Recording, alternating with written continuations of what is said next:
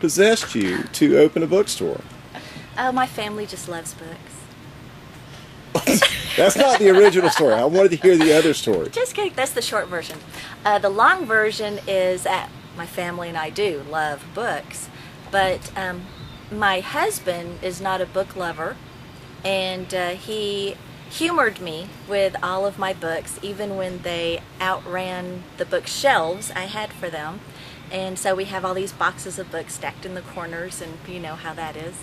And so I decided I was going to go to yard sales and get proper storage for my books, get some good bookshelves. So every weekend my husband saw me leave the house all hopeful I'm going to find a home for my books. Couldn't find the bookshelf, but yard sales, I mean, you can buy a box of books for $5. Who can resist that? So I'm coming home with more books, stacking on top of the piles of boxes of books, and after a couple of weeks of that, he sets me down and gently looks me in the eye and tells me I have a problem. We need to get you professional help. And I thought he was so cute. And meanwhile, I'm thinking, you know, at least it's not collecting cars or expensive jewelry. You know, it's a box of books. So then a couple of weeks after that, he sees an ad in the paper that this gentleman in Dallas, Georgia had about 15,000 to 20,000 books for sale for $1,000.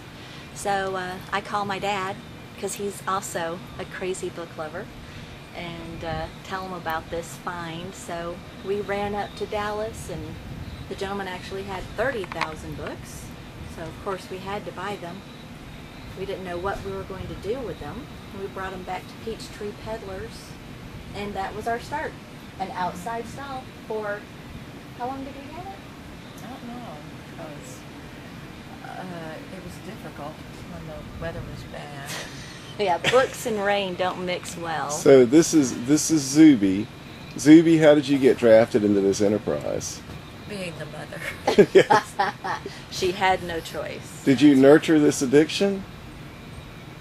Well, Looking back on it? I guess. I think her dad nurtured it more. Uh-huh. He's Yeah. more of a reader. He's the kind who reads a book and shoves it in your face and watches you while you read it. You have to read this. There's some pressure there. And yet it didn't turn you off reading forever. How many books do you estimate you have now? We have between 200 and 300,000. Wow. They're like